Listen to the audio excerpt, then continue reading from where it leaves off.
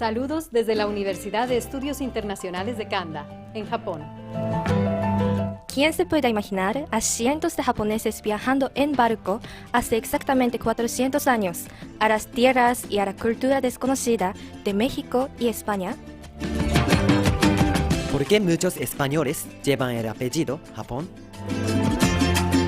¿Qué impulsó a algunos jóvenes japoneses a dejar su tierra para iniciar su propia lucha como humildes trabajadores del campo en Sudamérica? ¿Creería usted que un sencillo estudiante japonés tendría la idea de viajar en estos tiempos desde México hasta Perú en autobús? ¿Qué riqueza puede encontrar una joven japonesa vendiendo frutas en las calles de Centroamérica? ¿Qué puede animar a un japonés a recorrer desde Argentina hasta Alaska en bicicleta? Les invitamos a ver un poco de la historia de estos Viajeros japoneses, otras miradas en el horizonte.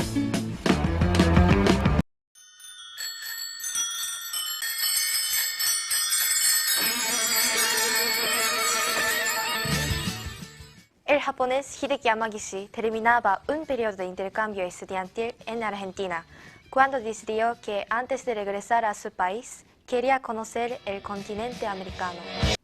El objetivo principal fue para conocer diversos países y la cultura, y sobre todo la gente. Así empezó un viaje desde el extremo sur en la Patagonia, Argentina, hasta Alaska, en bicicleta. El viaje duró aproximadamente 1 año y 11 meses, con 20 días, desde Ushuaia hasta Alaska. También he conocido mucha gente que viaja en bicicleta y he viajado con franceses, con alemanes, con coreanos, con estadounidenses, y me juntaba y viajábamos juntos como 1 mes, a veces como 3 días. Y es interesante viajar juntos también porque puedes compartir con la gente, puedes compartir y hablar sobre qué piensas del viaje o cuáles son las opciones que toman en el viaje y por qué. Hideki Yamagishi fue descubriendo un continente lleno de sorpresa, de calor humano, pero también de dificultades. Gente muy importante en mi viaje, yo creo que casi todos, porque todas las personas que tuve relación en mi viaje siempre han sido gente que me apoyaron. Cada dificultad fue una oportunidad para crecer también, yo creo. Me ayudó mucho para crecer, para pensar y repensar el objetivo del viaje, por qué estoy haciendo. Porque en ese momento, como no tenía mucho dinero para alojarme, siempre me quedaba en un puesto de policía o de bomberos. Entonces siempre fue una conversación de por qué estoy haciendo el viaje y por qué quiero quedarme en la estación de bomberos. Y la mayoría sí me aceptaban y así fue viajando poco a poco. Cuando vi este diario que iba escribiendo en mi viaje, siempre encuentro lugares que no son muy conocidos, pero también son hermosos. Y son momentos que lo puedes encontrar en una vida cotidiana. Una puesta del sol, por ejemplo, puede ser muy bonito. Yo creo que a mí me gustan más los lugares que no son tan especiales para todos, pero para mí son que me quedo mucho en la memoria. Tengo muchos recuerdos de lugares no famosos, pero en cada lugar fue muy hermoso. Una dificultad fue que me robaron la bici y la otra dificultad que me acompañó durante todo el viaje fue que tenía que mantener el contacto con mi familia y como viajaba en bicicleta no tenía cómo comunicarme. Y cuando hubo el terremoto en Tohoku tampoco pude comunicarme con mi mamá y yo me enteré después de 1 mes. Uno de mis objetivos de mi viaje fue desconectarme no con la civilización, pero con la comodidad que tenemos, con el celular, con el internet. Entonces yo traté de no tener aparatos electrónicos, solamente tenía un iPod, solamente para escuchar música y colectar música de cada lugar y grabar la conversación que hacía con la gente. Entonces sí tenía el iPod, pero además el celular tenía, pero lo usaba como despertador. Nunca usé para hablar. Y para comunicarme con mi familia siempre usaba internet. Llegaba a una ciudad pequeña o grande donde tengan internet y buscaba un ciber para hablar y hablaba por Skype siempre. Y también mi mamá me mandaba cartas sí me mandaba. Entonces ya le decía cuándo iba a llegar y a dónde y me mandaba a esa dirección. Un puesto de bomberos también puede ser, o un alojamiento. Sí, llegaba y les preguntaba si habían llegado una carta y sí, ahí siempre estaba. A veces no estaba. Sí hay muchas cartas que no han llegado. En Argentina les mandé como 10 cartas y llegó solamente 3. No sé en dónde están. Pero sí, de esa manera me comunicaba con mi familia. Skype y cartas. Sus amigos japoneses seguían la bitácora de viaje de Hideki pensando que estaba loco. Algunas veces le dijeron lo mismo en el camino, pero su locura representaba el sueño de muchos. Todo el mundo me decía que, como una broma, me decían que te envidio por tener una oportunidad de viajar y conocer muchos lugares. Te envidio por tener esa curiosidad. Yo también te envidio. Para empezar, cosas que he recibido son muchísimas. Son muchísimas cosas que he recibido. Bueno, comida, también cosas que he recibido son comida, oportunidades y el calor de la persona también he recibido mucho. El encuentro con otro idioma y otra cultura lo retaban día a día en el viaje. Yo creo que tuve muchos amigos en Argentina y también participé en un equipo de fútbol y siempre hablaba y todos los viernes hacíamos un asado, entonces yo creo que no tuve problema para comunicarme y hacer amigos. La cultura, no dificultades, pero siempre está muy atento para conocer, a ver qué cosa particular, a ver cuáles son las cosas particulares de cada cultura o de cada lugar.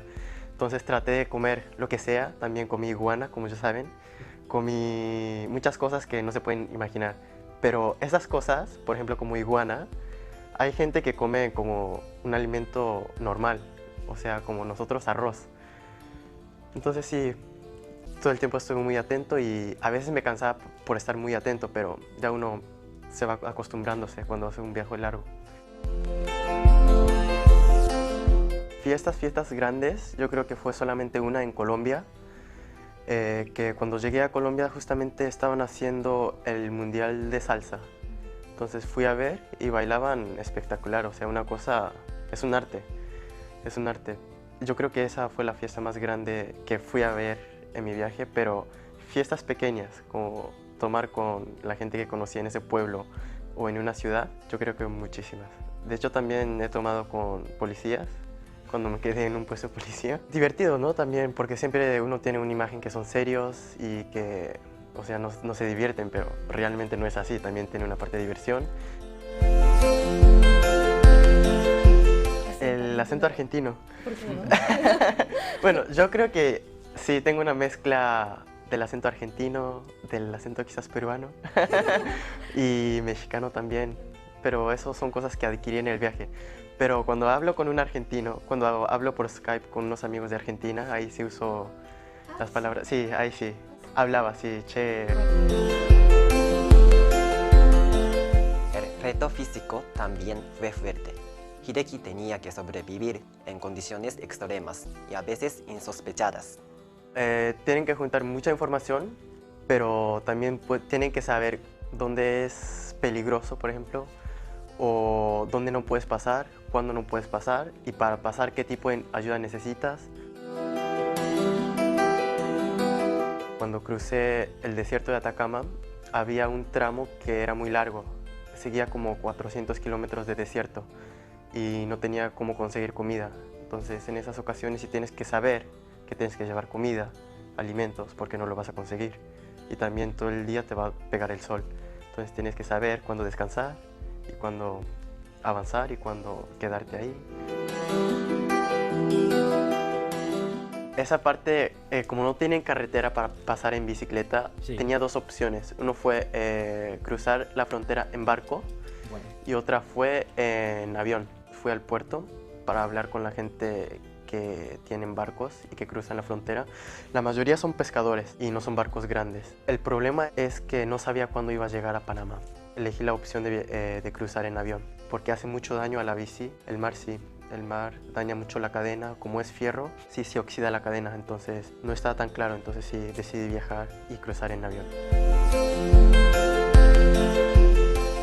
Una ocasión muy difícil que pasé fue cuando crucé la frontera entre Chile y Bolivia, porque tenía que cruzar una montaña más o menos alrededor de 3.800 de altura. No sabía que el tramo era tan largo y el camino era tan empinado que tenía que empujar la bici. Y yo calculaba llegar en 2 días, como un día y medio día, pero no pude. Y llevé 3 días y medio día. Entonces me faltó agua. En el segundo día ya no tenía agua y estaba un poco preocupado, pero me salvó porque cuando vi la montaña y cuando llegué a la cima estaba nevado un poco y la nieve sí estaba alcanzando a una distancia que sí podía llegar caminando. Entonces fui hasta donde estaba la nieve y recogí un poco de la nieve y lo derretí. Hice un poco de fuego y lo derretí y así conseguí agua. Y la quinoa también. La quinoa es un alimento que me ayudó mucho en mi viaje porque tiene proteína y es muy ligero y es muy pequeño, entonces cuando lo cocinas se expande un poco. Es como arroz, pero es muy bueno para seguir y hacer un viaje muy duro. Y así mandaba quinoa y arroz también y lo combinaba siempre. ¿Qué tipo de comida extraña comí? Bueno, iguana, para empezar, iguana, conejos, venado más grande del mundo. Comí osos, osos negros de Alaska, pájaros también, pájaros y bichos, saltamontes, gusanos en Oaxaca. Bueno, hacen una cara como, uy, pero si lo prueban les van a gustar. Un poco picante, bueno, con cerveza. Es un poco picante y también, bueno, un poco amargo también puede ser, depende de qué bicho sea. Y a mí me gustaron los saltamontes, chapulines colorados, pero picantes. En los momentos más difíciles, en medio de una aventura como la de Hideki, ¿qué hacer? ¿A quién acudir? Su propio corazón le fue dictando las respuestas. Fui a comprar un mapa de Perú para saber por dónde iba. Entonces dejé la bicicleta con candado y solamente fue 5 minutos. Entré, vi los mapas, elegí uno que estaba escrito muy detallado y salí, ya no estaba. Cuando salí ya no estaba, solamente estaba el candado. Y dije, pues bueno, ¿qué voy a hacer? ¿Qué voy a hacer? Y empecé a buscar. Y primero lo que hice fue hablar a mi mamá y mis amigos también, para contarles qué es lo que me está pasando y para calmarme sobre todo. Entonces me dijo que piensa mañana y piensa en un día cuando haya mucho sol. Bajo el sol tienes que pensar esas cosas, porque si piensas en un lugar oscuro no te van a llegar buenas ideas. Entonces dije, bueno, yo creo que estaba en un puesto de bomberos, volví ahí y preparé la cena y comí y me dormí. Y el día siguiente sí salió el sol y fui al parque y empecé a pensar y ahí empecé a escribir a ver qué es lo que puedo hacer. Y empecé a ver las opciones que tenía y todas me parecían no tan interesantes, excepto la opción de viajar en bici. Entonces, bueno, me gusta viajar en bici y ya, decidí tratar de viajar en bici otra vez. Y primero lo que hice fue buscar la bicicleta adecuada para viajar. Encontré una buena que costaba $550 y la compré en $375. Justamente porque el dueño de la bicicletería, su sueño era viajar con su hijo por todo Perú en bicicleta. Y yo lo que estaba haciendo es más o menos igual, solito pero igual. Y primero no me creía. Le conté lo del viaje y me dijo, no puede ser. ¿Conocer todo el continente en bici? No creo. Dijo, uff, sí es verdad. Y me dijo, bueno, si quieres ir hasta Alaska, de verdad, te apoyo, te hago un apoyo. Y tú me dices cuánto me puedes pagar y te vendo en ese precio. Y le dije, bueno, me gustaría comprar muy barato, pero también tienes que hacer un negocio. Entonces vamos a buscar un precio justo para que sea bien para los dos. El precio justo fue $375. La bicicleta y otros aparatos que necesitaba para viajar. Así fue la historia de la bici. ¿Cómo cambia la vida de una persona que hace un viaje como el de Hideki por todo un continente? El viaje sí me cambió mucho, sobre todo la manera de pensar y manera de ver las cosas. Cuando fui a Argentina y cuando empecé a viajar, yo creo que tenía muchos prejuicios. Prejuicios me refiero a que tiene una imagen de alguna cosa sin conocer de verdad. Conocemos muchas cosas a través de la tele o periódicos o los libros, que solamente lo leemos y no lo vivimos. Pero cuando uno lo vive, se da cuenta que es un poco diferente. Para conocer de verdad hay que vivirlo. No sé cuáles son los cambios que ha ocurrido dentro de mí y cuáles son los cambios que están pasando alrededor de mí. Sí me gustaría ordenar los conceptos que he escrito en este viaje o buscar qué es lo que buscaba o cosas que aprendí, porque yo creo que eso sí sirve mucho para decir a otra gente y transmitir lo que he aprendido. Para Hideki Yamagishi, ¿qué es viajar? Bueno, la gente normalmente viaja, porque en la vida cotidiana también conoce nuevas cosas.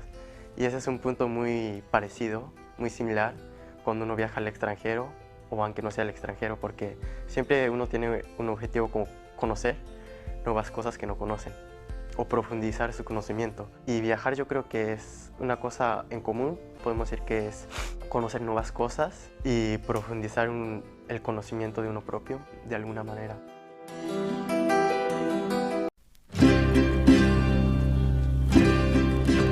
Gracias por acompañarnos a descubrir estas historias y aventuras de personas diferentes. Viajeros japoneses, otras miradas en el horizonte. Para leer el texto completo de este trabajo, pueden visitar nuestro blog, Comunicanda. En la pantalla aparecen nuestros datos. Muchas gracias por su atención. Les saludamos desde Japón. Yusaku, Karyon, Shohei. Saki. Yoshio. Silvia. Hasta luego.